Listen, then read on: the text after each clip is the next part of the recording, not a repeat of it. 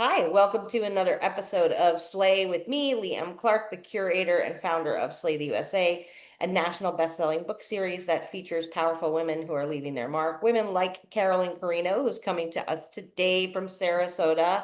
She's got Hi. over 10 years in the real estate market in Sarasota. She's with Keller Williams on the water. And beyond that, she's created her own link and community thing, which we're going to get into. Super cool stuff. Thanks for coming to the show today, Carolyn. Happy to have you. Thank you so much for having me. This is exciting.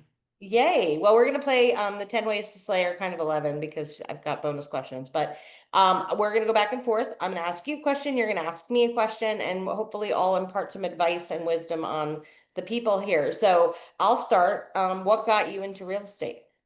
My mother. I moved here in 2008. She moved here right behind me, had a life of sales and, was running towards that retirement type of, I want to enjoy Florida and still do what I'm doing. And she got into real estate and started doing amazing and asked for my help. So when I had my daughter, I got my real estate license and joined her and realized how amazing it is. And what year was that? 2015. Amazing. That's super. hmm Yes, yeah, I loved it. I mean, going on 10 years, there's no backing away from me now. Right?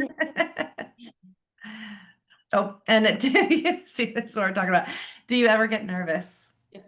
I do. I get nervous with logistics. I don't get nervous in front of people because I feel like mistakes and screw ups, like when you're presenting and stuff, are not like they're not embarrassing, they're relatable. So I've Mhm. shifted that, like, so that doesn't bother me. If I tripped up stage or flubbed my lines, whatever, that's relatable. Mhm. What I get nervous about is like, oh my God, are the books going to be here in time? And like, oh God, where's the bartender and the champagne's supposed to be here and she can't find it in the GPS?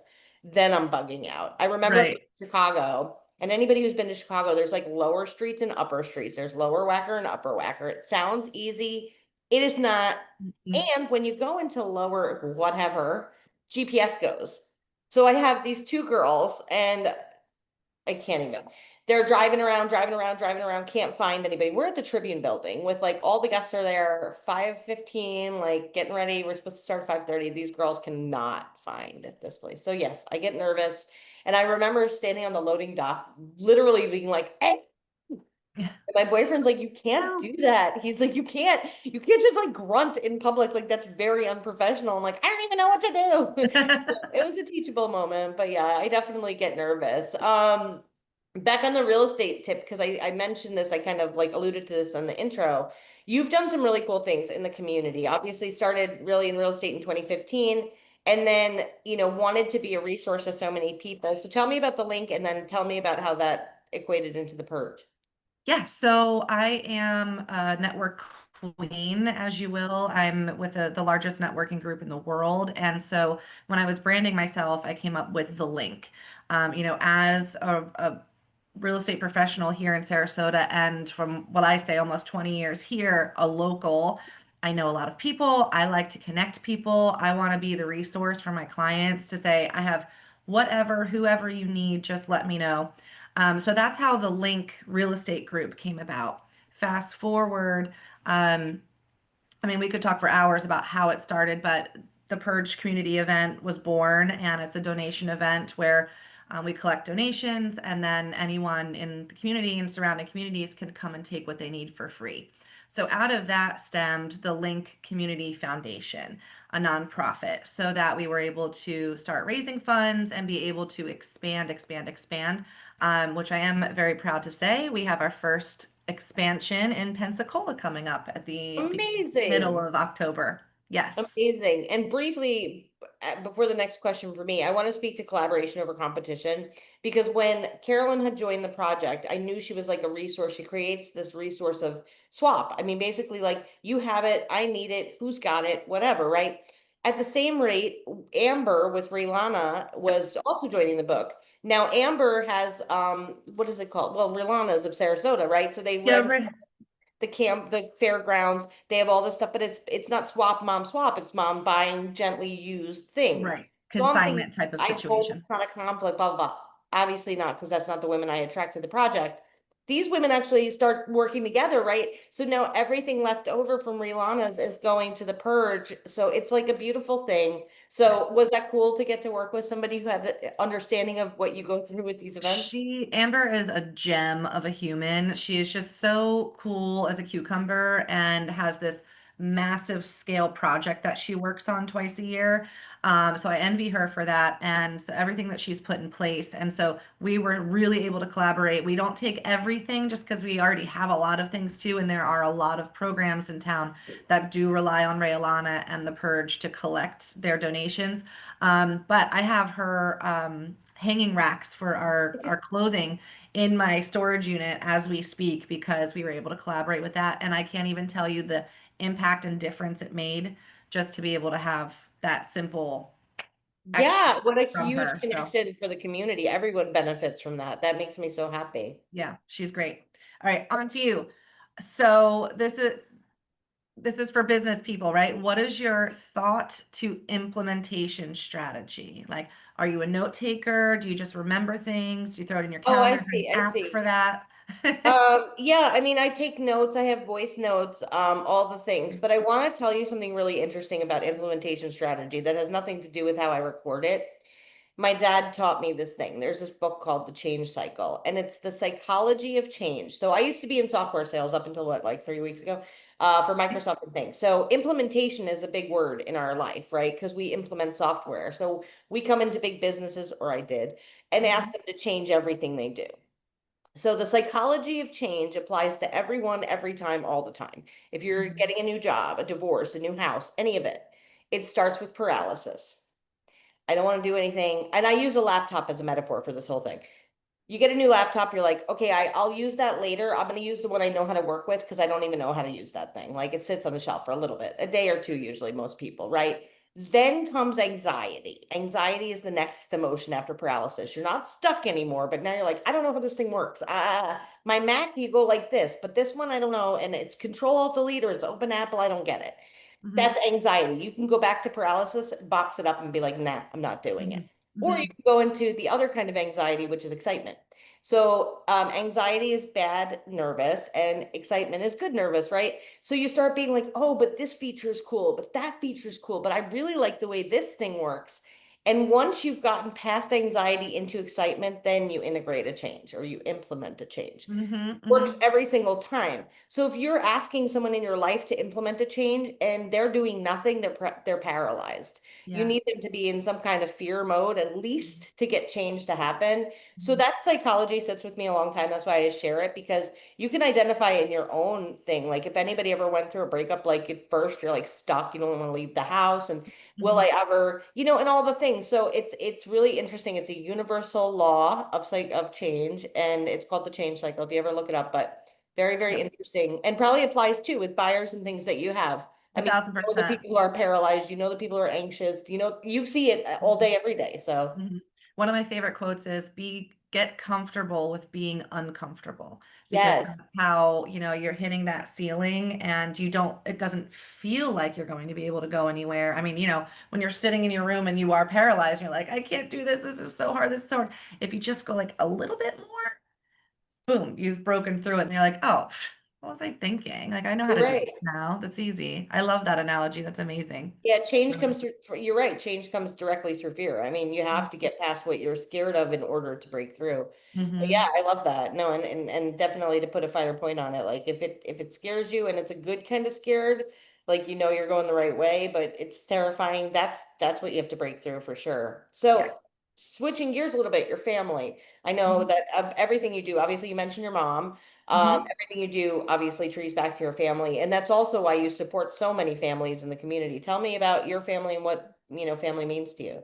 Yeah, so I have two kiddos, almost a 10-year-old girl and 6-year-old boy, and they are just fun and exciting and learning and athletic. And, my daughter's theatrical and all the things and a girl and giving attitude and learning all of those lovely things. And then my son, I always say he loves the highest, dirtiest, most dangerous place. So always keeping me on my toes.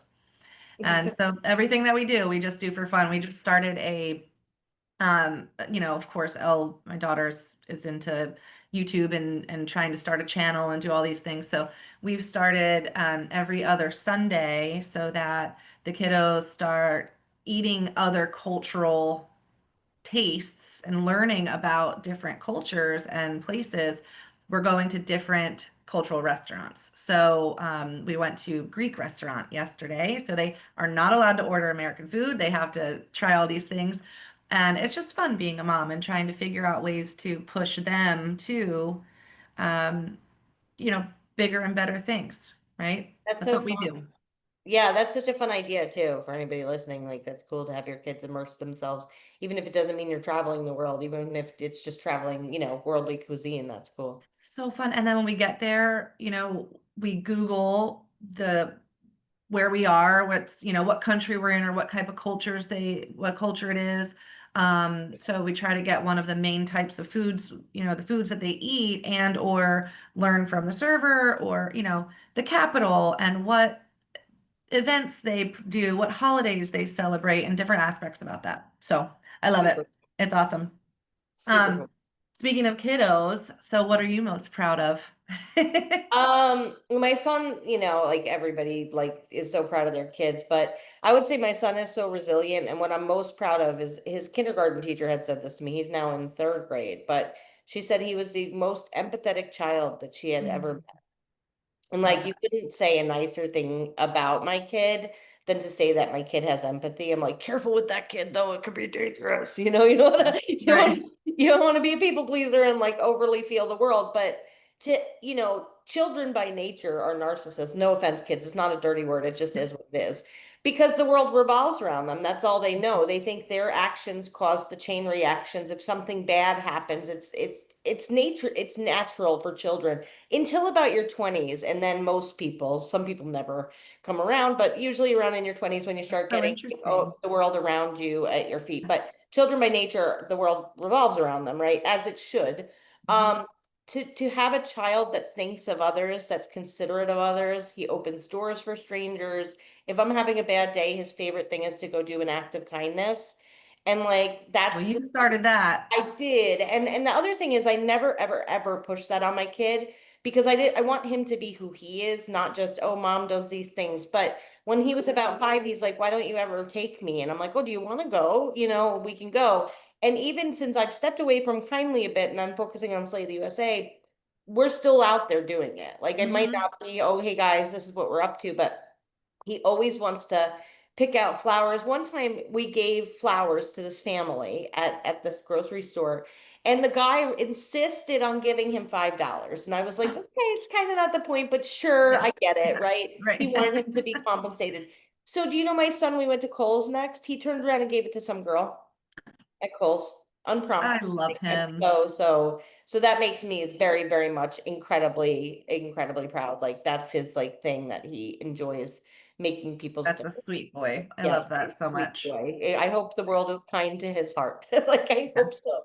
Yes. And as for you, what do you guys do for fun? Obviously, we know now that you're like creating an Epcot experience in Yeah. food. Yeah. We're eating around the world. We Exactly. love the beach. We just got fishing poles. The kids are into a lot of sports. So, like I Just said, what? theater, softball, baseball, a little bit of karate, basketball now for Benjamin. We're swimming in the pool. We just got guinea pigs. So we've been playing Oh, with them all weekend. yay. And yeah, just, let's not take life too seriously and make sure we enjoy it. Like we work hard enough, especially, on in business and in school, right? So when we're outside of that and we complete those tasks, let's go have fun, And you enjoy. probably have a great work-life balance with your career, so you're able to be there for all the things, yes? Yes, I don't necessarily believe in the word balance. I think it's just priorities. It's like what's like, sorry, my kid has an activity at school today. I'm going to be there and everything else is going to go around it. So, yes. Yeah, you They get to say choose to be an balance is entrepreneur, the right? expression, balance is the thing I swing through on my way from one extreme to the other. It's like that's Correct. Yeah, exactly. It's the yeah. pendulum down there That's that just right. keeps Somewhere hitting this. between extreme and extreme, there's balance. I don't know what that's about, but apparently Yes. people hang out there. I don't know. But I'm like you, it's all in. And the kids, to extend the question, the kids get involved with these events and stuff, I'm assuming, yes? Yes, yeah. So they're old enough now. So in the past I tried, but they were just too little, and I'm managing the whole thing, right? So there are 400 people through in less than 24 hours. So there's a lot of organization that goes to it, and a lot of people that I am managing, and so to help, watch them, it's a little difficult. So now that they're a little bit older, they're able to have tasks that they have to do and help and fold and make sure the toys are organized and hand out the hot dogs and all of that. So yes, they're super It's excited to be a part family. of. Yeah, yeah, so cute. And of course, the bounce house helps. Yeah, I've never heard. Everyone loves a bounce house. Bounce house helps. So we do all of these crazy things, right? And you have so much going on. You're about to launch what, six more, I think, is Yeah, we just I'm saw. like, It's I'm like, crazy. yeah. So the first thing I think of when I hear of someone doing major things all at once, especially, what leverage do you use? What leverage do I use? To A what? person, a program, How do, something. what Is it leverage do is I use to get women involved in the series, or what leverage do I use? Yeah. well, yeah, I mean, so how do you do it all, right? So do you have an assistant? Do you I do. have okay, so Yeah, that's a leverage so point. the things that I'm leveraging in order to scale at this point, Yes. yes. So one, I believe in tech foundationally. Like if and you guys know this, all my authors know this, because behind the scenes, beyond the books, I try and help people in visibility. Like let's all get out there. If we're doing it with intention, not for attention, Mm-hmm. I want to like expand those voices, like yourself, women out there, you're making a major dent in the community. How do I get you a bigger megaphone? Mm-hmm. Whenever I share anything with these authors, it always starts with systems of record, period. Mm-hmm. What are you doing to manage customer data? Like it's important. And now I don't batch send emails. Every email you get from me, which is why some of them are delayed, I literally write them. I mean, with Yeah, ChatGPT now, obviously helping, but I, sure. I know email marketing and how to do things on systems like that. I don't go that route only because I feel like some of that feels really impersonal. We're in such a like batch email world. At the same rate, just because you're not batch emailing doesn't mean you should not have data of customers. Because if your customer matters to you, your client matters to you, you want to remember key things, you want to know your conversations, your interactions. So at the base level, software, tech, Mm-hmm. the rec, Good. Canva, Perfect. CRM, that. Then virtual assistants, yes. If anybody's not using Upwork or Fiverr, highly recommend. Both of the girls that work with me, one is in Bangladesh, one is in, oh my God, Grace, I'm sorry, Nigeria. And Grace is working on she's my VA, so she's handling all the day-to-day stuff, like whatever comes up. And then Mhm. Ramiza, who's in Bangladesh, does all the social. So she's working with the women Cool. to get their photos and put together reels and things like that. And then my boyfriend, my partner, he's my like financial advisor. So he helps with all of like the decisions on where we go, what we spend, and how we like continue to double down. But I'm big on team. That's one of the reasons I struggled to leave Microsoft, frankly. I like collective intelligence. I Mhm. like a lot of people addressing a problem together. I Mhm. like creativity and I like to lead. I like to motivate and watch others rise. That Mhm. being said, I feel like we've created that community for entrepreneurs Yep. of coworkers, even though Yep. all of us are in our same lanes, like you and Amber, great example, right? Mhm. You're all in there doing your own worlds. But the fact that you have somebody to be like, oh my God, what is it like when you're handling 400 people? Have you learned anything from logistically over the years? Like, how are you Right. dealing with wristbands? Whatever it is, it's really Right. cool to have somebody to pull that off of. But yeah, those are the things that I'm leveraging in order to scale. And I think it's important, as we grow the series, I don't know what the future has in store, but I very much still want to be at the helm of curation and like making sure I'm bringing the right energy to the project. I will say the one thing that I think like attracts like. I think your Mhm. vibe attracts your tribe. So me screening each of these women right now is bringing on people who are energetically aligned to me. Mhm. Mhm. Not saying I'm the end all be all, but I'm about an 8.2 out of 10 on energy scale. Like, Stop. I'm not the Dalai Lama, but I'm pretty high vibe bitch. So I feel You're like funny. and from your group, right? You could test it Oh to yeah, we had the best time. Everyone is so awesome. And we still see yeah, each other around and talk and all the collaborate time. and everything. So yeah, no, it's important. It's And I important. love seeing that. I But you love that. can't I do love it unless you have the backing that you do. So I'm glad to hear that because when you first started out, obviously it was just you with this dream, and now it's grown so much. Like you have to have that. So good. yeah, yeah. And yes, yes. And I also still like have my hand in a lot of things. Yes. Like Every cover I design, like every single one. Like there's certain things I don't outsource, and I think that that's important. But I think for anyone, you don't also. I think people get caught on this, like I have to have employees. No offense, if you have W-2s, Right. like that's a labor of love because it's Hmm. a lot of risk. There's a lot of overhead. There's if you don't make payroll, there's a problem. Hmm. Unemployment insurance, Oh my God, just the tax. workers' comp, Yeah. benefits if you're giving benefits, like there's a lot Mhm. in being an employer. But 1099ing people is a lovely world that a lot of us live in. Yeah. And you can get help for things as needed when needed and not necessarily have to carry that fear of. So I also encourage solopreneurs to look at ways because if you're sitting in my shoes, a year and a half ago, Mhm. like there are ways that you can scale slowly without even bringing on employees. And Right. I may never bring on employees. I might, I don't know, but Hmm. that's something to really consider. Yeah. How about for you? Do you have like you have 1099 team or So no, I used to. Actually, no, I actually had a W-2 full-time assistant, during the heyday of the Wild West down here. And then, backed off a little bit from there. So she is still doing transaction coordinating and client care, which is just absolutely critical in this business. My job is to focus on my client, and the paperwork is not in this brain. This does is not an organizational to the T, I's and T's. That's my Robin. Robin is the soul. She is so great, phenomenal, amazing with clients as well.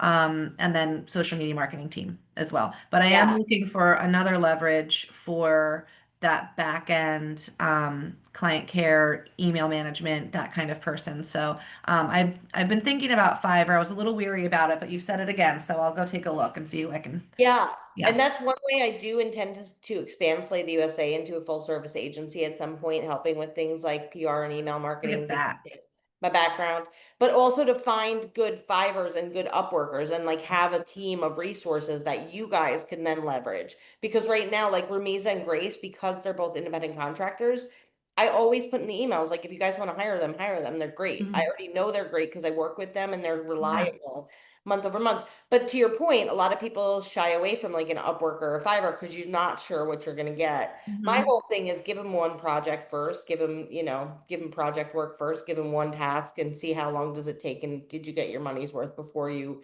grow the project and then grow as you go. I mean, Right.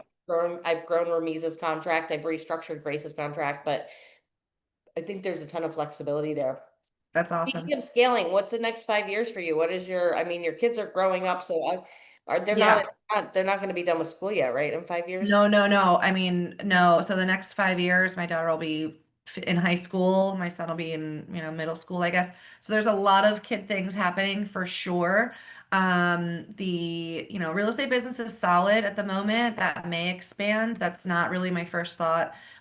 Just to kind of keep it equal and, maybe a little bit more, if I can. That's fine. But my passion is the purge and the Link Community Foundation. So I really want to start blowing that out of the water. So we have our first expansion into Pensacola this October. So the systems are in place. It's just to see if it's executed with the systems in my head, right? So this is our first one. So I'll be up there helping them launch it and then go from there and try to get, a Florida purge day and then a national purge day and get a ton of people on board and try to help as many people as we can. It's a nonprofit too, right? It's a .org. The Link Community Foundation. Yep, linkcommunityfoundation.org. We will Yeah. connect offline, but I'm going to give a plug right now to Suncoast Federal Credit Union, which is weird because we don't have sponsors. But Alicia Miller is the head of commercial lending, and she's been part of Suncoast for like the entire. She Hmm. just does a lot of cool stuff, and Yeah. she's in two of the books. She's in Naples and in Orlando as well. Cool. Amazing story, like crazy story. Read the book when it comes out, but she literally got hit by a semi at the height of her career and like thought she was never going to walk again and now uses that as leverage to motivate her to do all Yeah. these things. She calls it her black bow gift. She's amazing. But we've been talking a lot offline, and another one of our authors is actually handling a lot of their philanthropy and humanitarian efforts. So maybe I can connect you to see if there's any possibility of if Love they have to. grants or funding and anybody in business in the area in nonprofits look to Suncoast. They're really working hard to be great community partners, first and Right. foremost. They're the largest federal credit union in Florida. Anyway, enough about Suncoast. I think they're great, but I do want to connect you, and I also want to connect. We have another author from Sarasota who came on the show a couple weeks ago, Kathy Bryant, who Yeah, is yeah, yeah. I homelessness. was just at Streets of Paradise the other day, so we might hold the purge at Streets of Paradise coming up. Do you Yep. guys love this? Do you hear what's Yes. happening? Like, so Kathy's trying to end homelessness. Carolyn is connecting all these people to these free resources. Amber's collecting, so there's just, I love to see that synergy and all these change makers. And that's why whenever I hear another link, pun intended, to Mhm. ways that we can continue to shine light on what you all are doing, Yeah. it's amazing. So with that, how do the people get a hold of you? How do they find you? So for real estate, it's linktoallthings.com. And then for the foundation, it is the link communityfoundation.org, Instagram, Carolyn Carino, the link, and Carolyn Spronley Carino on Facebook. I'm all over the place. A friend of mine reached out the other day and said my fiance wanted to choose you for real estate because he Googled your name and you popped up everywhere. I said, Yeah. okay, so I don't think you're gonna have a hard time finding me. I'm here and I'm happy to talk. I'm excited to just meet. I know that, one person is a total domino in whether it's my life or someone else's life that I know and their life I might know, drop that domino for them too. So love to connect. I would love to connect. I will say in closing on the whole giving part, right? She says people want to work with her because you can see her everywhere. That's from generosity of spirit, right? Generosity of spirit is the highest human experience. And when you become a resource, resources come to you. Don't do it for that reason, which you don't. Obviously, I'm telling the listeners. I remember I had a boss at Microsoft who will remain nameless, part of the reason I don't work there. And he had said to me, "Ooh, I know you're really into charity and philanthropy and stuff. I have a great idea. Why don't you find out like the CEOs and the CFOs what organizations they're into and then like donate to them and then tell them you donated and see if you can get a meeting." And I'm like, ew, that's not how it works. Right. That's not why we give. We don't do Yeah. that. But I will say this, if you are in any industry, real estate or otherwise, and you want to stand out and you're like trying to be seen, go do some nice stuff. Just go do Mhm. nice stuff endlessly. Yeah. You will then be mentioned in the right rooms because when you give generously, people don't forget that. It's very Mhm. memorable. And if you can have an altruistic element to everything you do, everyone wins, Mhm. And Mhm. Carolyn is a great example of that. So look her Thank up, the you. link, Carolyn Carino. She's doing amazing things. Thank you so much for coming on the show, Thank you. motivating and inspiring as you do. And hopefully you'll come back and visit us and tell us what's new. I sure will. Thank you for doing everything you do, Lee. You're amazing. Thanks. Talk to Congratulations you on all your soon, success. guys. Bye. Bye.